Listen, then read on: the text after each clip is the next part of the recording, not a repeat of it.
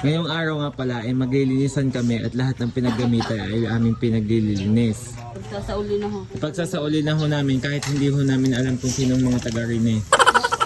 Kaya ho kami naglilinis para makasama si Ate Minya sa Daraitan at naipasyal kami sa Tinipak River.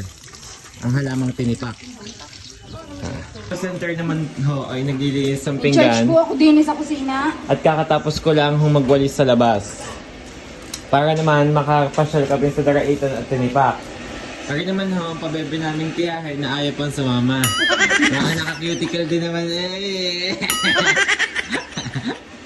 Nagpapainit siya ng tubig kasi kaping-kapi na siya. Eh walang kaping barako din eh. Yung po si call center ang pinakamayaman at dalawa-dalawa ang cellphone. Mayaman si ate. Magdadali naman ito. Papakita ko sa inyo kung gaano kaganda dito paglabas.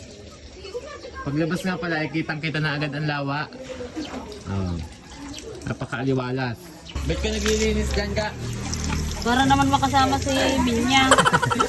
Bukod kaning iyang, bago hindi naman sasama patayin sa akin. Kami ay galang-gala na sa Daraitan at sa Tinipak River eh. daw siya. Kasama? Sabi sa akin, pag daw siya nakatapos yung maaga, sasama daw siya. Ikaw ga, hindi ka kape?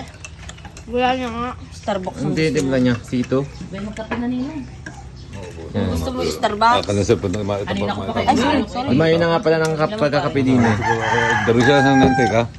Tatay, pero mga nang ano Ano tatay. naman? Akin iyan, dilipin. May pula ang alaw. May coffee mate. Aray, wala. Wala to. Kasi pantisilong din Ayun, naman iyan na ako. lang sa'yo. Ayun naman. Tiyo Simeon. Ayun. Ang okay naman ni Sam yun. Yun ang iyo. Malina. Aray, lagyan niyo na rin. Lagyan niyo na rin. Ang lasa. Aray nga, Lagyan niyo na rin. Baka ka pa, bagyan na kami nakaupo din eh. Nasa sa dulo ka pa. Hintay na nga ako.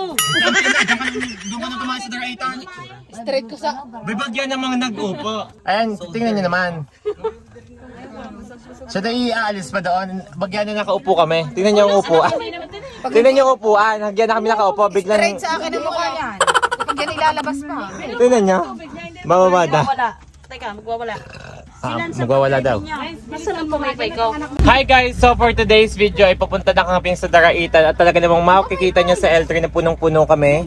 Ayan, tingnan nyo naman kung gaano kami kasikip na parang dilis dito at sardinas. Siga po ay gauntik ng mahimatay dahil sa sobrang init. Nalalaglagan pa siya ng malalaking bag.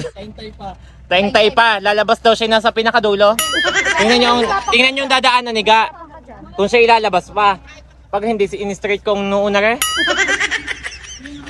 So guys, mamaya update ko kayo kapag nasa Daraitan na kami. Ganito lang naman ang style namin. Tingnan nyo, pawis na ang mukha ko. So, tingnan nyo ang mukha ko, pawis na. Ayan guys, nabiyahe na kami pupunta sa Daraitan at ganyan nga pala ang view dito sa may hala-hala dito sa Yano. At ipapakita ko sa inyo ang kaitsurahan namin kung gaano kami kasikip dito sa L3. Tingnan nyo po, para kaming pinais na bangus. Diba? Ang sikip.